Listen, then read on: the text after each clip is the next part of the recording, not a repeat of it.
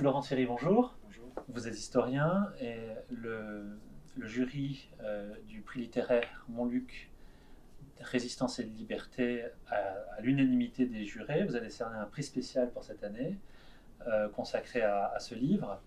Incroyable ouvrage collectif, ouvrage historique inédit, très précieux, dont le titre est le livre des 9000 déportés de France à Mittelbau-Dora. Alors vous allez nous raconter plus précisément ce que c'est. En tout cas, ça a été à l'unanimité que les jurés ont absolument voulu décerner un prix particulier. Alors on l'a appelé prix spécial selon l'usage d'autres prix littéraires, pour vraiment souligner un travail inédit, unique, historique, de mémoire, d'enseignement. Mais je crois que c'est à vous de nous expliquer comment ce livre est né, d'où il vient et, euh, et comment vous avez réussi à le construire. Alors, prix spécial en effet pour un projet unique, déjà par son ampleur, hein, idée lancée en 1998 par les anciens déportés de Dora et historiens, notamment André Sellier, avec ce constat en 1988 que ce camp de Dora, qui est un des camps oubliés de l'histoire, hein, on connaît les grands camps de concentration, mais ce camp a été, pour certaines raisons, a été oublié. Constat que si on connaît mieux en 98 l'histoire de ce camp, on est toujours incapable euh, de donner le nombre de personnes parties de France passées par ce camp, combien ils sont morts. Et l'idée est alors, pour combler cette lacune, à la fois mémorielle et historique, de se lancer dans une quête un peu folle. C'est non seulement essayer de les identifier, hein, par un travail de recherche important, mais surtout pouvoir écrire leur histoire la plus complète, de leur naissance jusqu'à leur mort, hein, y compris pour les rescapés, pour leur redonner une trace, les réincarner. C'est important pour les familles, notamment pour les descendants, mais aussi pour combler cette lacune historique autour de l'histoire de ce camp. C'est un projet ancien donc, Oui, qui a plus de 20 ans. 1998, alors avec des aléas dus évidemment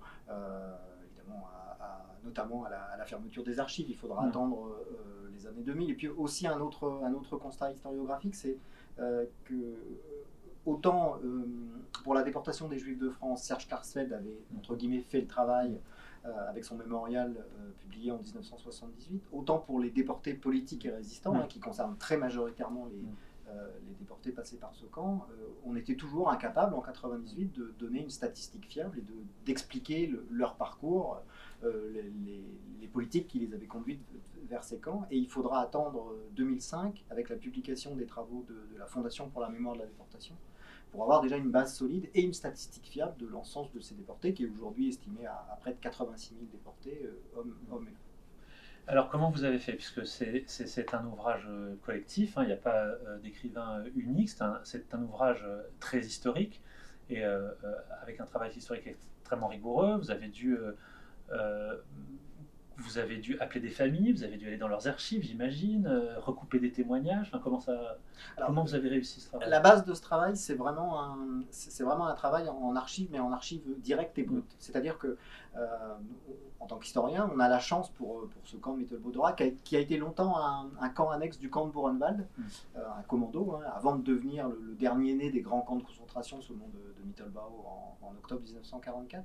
On a la chance de disposer d'une masse d'archives originales créées du temps des SS qui a été conservée. Ce sont des listes d'arrivée, des listes de transfert, des listes d'envoi à l'infirmerie, des listes de décédés, des mouvements d'effectifs journaliers qui nous permettent d'identifier les évadés, les décédés, les personnes transférées dans la journée. Donc pendant des années, j'ai été dans les différents centres d'archives où sont conservées ces archives, en Allemagne, en France, à Caen notamment, au service historique de la Défense. Hein. Le ministère des Armées a aussi été un partenaire important pour ce travail, pour aller rechercher, identifier ces déportés partis de France et étrangers aussi arrêtés en France. Et puis, pour donner, c'était un objectif de départ, il fallait donner à ces histoires de l'humanité, en raconter plus sur les origines, les professions, la situation familiale.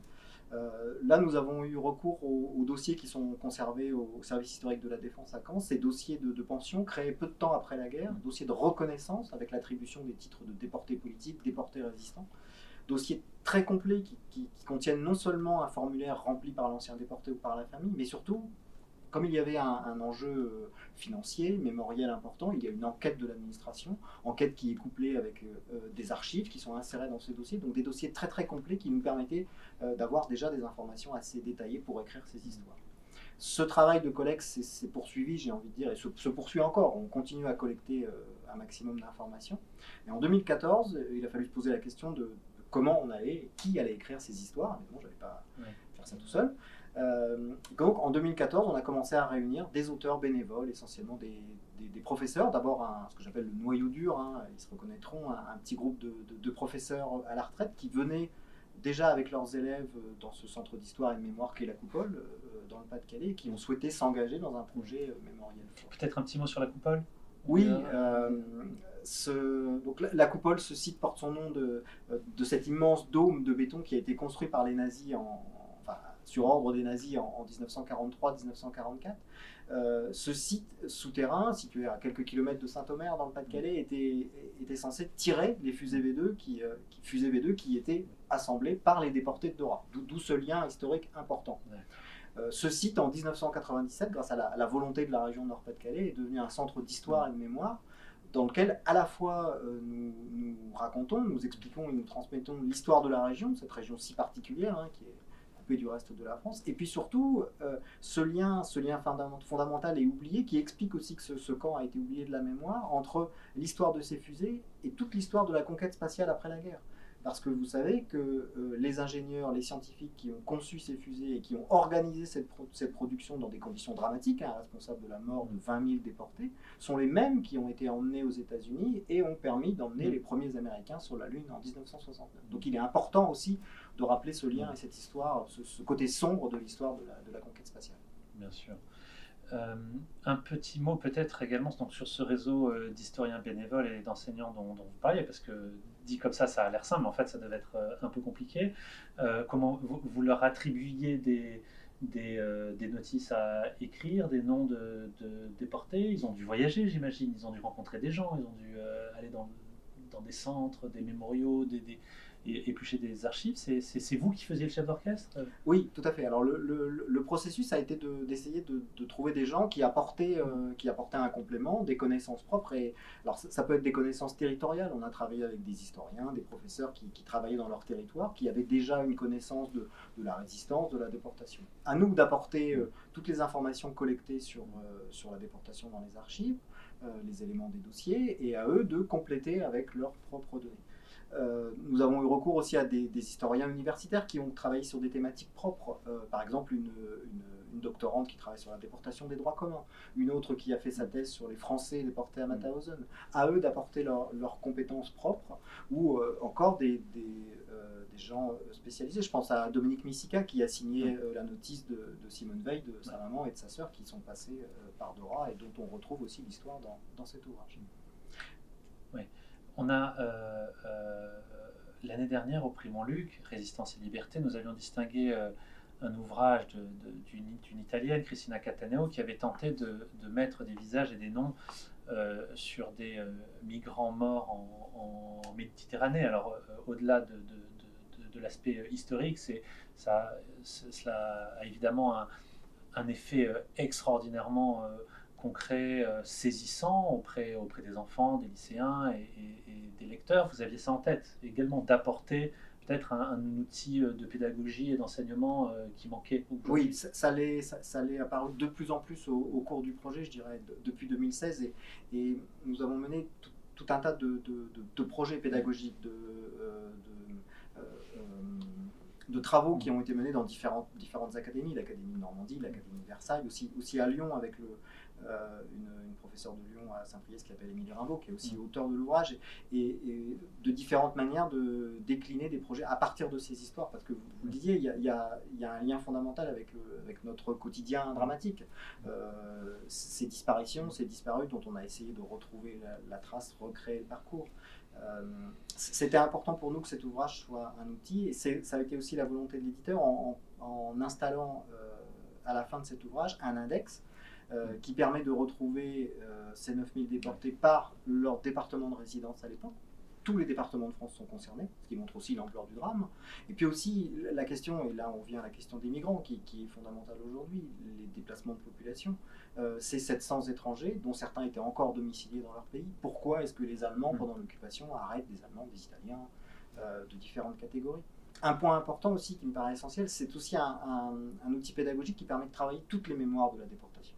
Alors, essentiellement, bien entendu, la mémoire de la déportation résistante et politique, très majoritaire, mais du fait des circonstances de la guerre, mémoire de la déportation de la Shoah, puisque nous avons identifié à peu près 200 déportés de la Shoah, partis dans les convois essentiellement de Drancy, et qui, du fait des circonstances de la guerre, notamment Simone Veil, mais pas uniquement, vont se retrouver à Dora en 1945. Mémoire de la déportation de Tziganes, déportés depuis les départements du Nord-Pas-de-Calais, phénomène très très peu connu, mémoire de la déportation homosexuelle, et puis c'est un véritable reflet de la société française des années 40, avec tous ces symboles d'engagement positif, et puis une toute petite part aussi de côté plus sombre aussi, qu'il est aussi intéressant d'étudier. Et vous avez réussi dans chacune des notices à retrouver le lien de la personne avec son réseau de résistance, ou comment il était rentré dans ce processus de révolte. Ça a été possible, puisqu'on a l'impression, même pour des personnages, même pour des grands résistants connus, on l'a vu avec la récente entrée au Panthéon il y a quelques années de Pierre Brossolette, de Jean Zay, même pour des personnages aussi connus, des dizaines d'historiens font des colloques, des séminaires, écrivent des livres, et beaucoup et encore les débuts de la résistance, la concurrence entre plusieurs courants de résistance, les grandes difficultés qui vont mener jusqu'à l'unification de la résistance, tout cela fait l'objet de zones d'ombre, mais également de grands débats, y compris parmi les résistants vivants aujourd'hui. Vous avez fait comment parce que ça veut dire pour chaque notice un travail historiographique et historique immense. Oui, là, essentiellement, justement, les processus de reconnaissance après la guerre dans les dossiers résistance qui sont conservés à Vincennes, on n'a pas pu les voir systématiquement, mais on en a vu beaucoup. Certains auteurs ont fait le déplacement. Dans les dossiers conservés à Caen, pour obtenir ce titre de déporté résistant, il fallait, par des témoignages, prouver cet engagement dans la résistance, expliquer les circonstances de cet engagement. Et puis, surtout aussi, c'est un ouvrage qui n'est pas uniquement une collection d'histoires figées et individuelles. Nous avons souhaité, et les auteurs y ont contribué de manière importante, à donner des passerelles entre ces histoires, en reconstituant des petits groupes de résistance. Je pense à ce petit groupe de maquisards qui se réunit en 1943, des très jeunes hommes d'une vingtaine d'années qui ne veulent pas partir pour travailler en Allemagne, qui se réunissent. Et grâce à cette étude, et grâce aux archives à disposition, on a pu identifier l'intégralité de ces personnes et recréer leur parcours intégral. Donc c'est aussi un ouvrage qui va permettre de comprendre, oui, les mécanismes d'engagement dans la résistance et ces liens, ces passerelles qui se créent entre ces personnes qui souhaitent faire quelque chose. Oui, ça c'est un aspect très important du livre, on le dit à tous les lecteurs potentiels. Ce n'est en effet pas un dictionnaire, hein, c'est un livre où chaque notice rentre en résonance, en écho avec les autres, exactement comme les articles de la première encyclopédie de Diderot, hein, pas conçu comme un alphabet, mais ces échos et ces résonances donnent une unité et une vie extraordinaire à une époque qui en effet revit sous nos yeux. Vous l'avez présenté vous-même à des lycéens, à des lycées ou à des... Oui, on le fait régulièrement. J'étais encore il y a quelques semaines au lycée Mariette dans le Pas-de-Calais. Et puis on a mis en place une formation qui est inscrite au plan académique de formation, hein, dans certaines académies, où on forme les professeurs à utiliser cette histoire avec... c'est une formation qui s'appelle Résistance, déportation et récits radiophoniques et qui repose aussi sur l'utilisation de la web radio. Donc on participe à présenter ce travail. Et puis dans les auteurs, on a aussi une très jeune auteure qui est en Cagne aujourd'hui, qui participe et qui elle a aussi participé à un projet qui découle, la réalisation d'un documentaire qui s'appelle Colette et qui est nommé pour les Oscars au mois d'avril prochain, au travers du parcours d'un jeune résistant qui avait son âge et qui est mort à Dora. Elle a été sur ses pas à Dora avec la sœur de ce déporté qui a 94 ans aujourd'hui. Voilà, toute cette histoire se poursuit et puis aujourd'hui ce travail fondamental qui est d'aller rencontrer ces familles ou de les faire venir à la coupole pour leur expliquer, leur faire rencontrer les auteurs qui ont écrit les notices qui qui les intéresse et leur remettre un exemplaire numéroté qui Mm. est offert grâce à l'engagement du Cherche Midi éditeur. Oui, puisque les éditions du Cherche Midi, c'est ça, offrent le livre Oui. À chaque famille, alors, ouais. un exemplaire. Ouais. C'est un véritable engagement qui Ouais. dépasse le cadre simple d'une Ouais. maison d'édition. Il faut saluer la volonté de Philippe Héraclès. Donc 9000 exemplaires ont été imprimés, numérotés de ce format, et aujourd'hui nous essayons de retrouver toutes ces familles une à une pour pouvoir leur remettre l'exemplaire qui leur est destiné. Dernière question peut-être autour de la place de la Shoah et de la politique concentrationnaire allemande pendant la Deuxième Guerre mondiale. Autour du prix Montluc de cette année, nous avons eu des discussions autour du nouveau livre de Yanis Roder, de sortir de l'ère victimaire, du lien notamment des lycéens avec cette époque-là. Comment ont réagi les lycéens à qui vous avez présenté le livre? Est-ce qu'ils étaient attentifs? Est-ce qu'ils essayaient de réactiver un peu dans leur époque ce qui se passait à cette époque-là? Est-ce qu'ils appréhendaient la Shoah comme un phénomène historique, comme un traumatisme? Comment ça s'est passé, cette discussion? Alors, avec ces sujets-là, je dois dire qu'on a toujours des étudiants qui sont très attentifs et intéressés. La Seconde Guerre mondiale, dans son ensemble, intéresse quand même beaucoup les jeunes générations. Et je pense qu'il y a un véritable regain d'intérêt encore sur ce passé. Parce que ces jeunes, ils ont besoin aussi de connaître leurs origines, d'où ils viennent. Et on le voit aujourd'hui par les nombreux contacts que l'on a avec ces petits-enfants, arrière-petits-enfants qui sont en demande de connaître. Et ça me paraît être un juste objectif et particulièrement intéressant pour eux et surtout qui permet de les construire dans l'avenir. Ouais. Merci beaucoup, Laurent Siri. On espère que ce livre sera bientôt dans tous les centres de documentation, de tous les lycées, dans toutes les bibliothèques et j'espère dans le plus de foyers français possible. Merci beaucoup. À vous.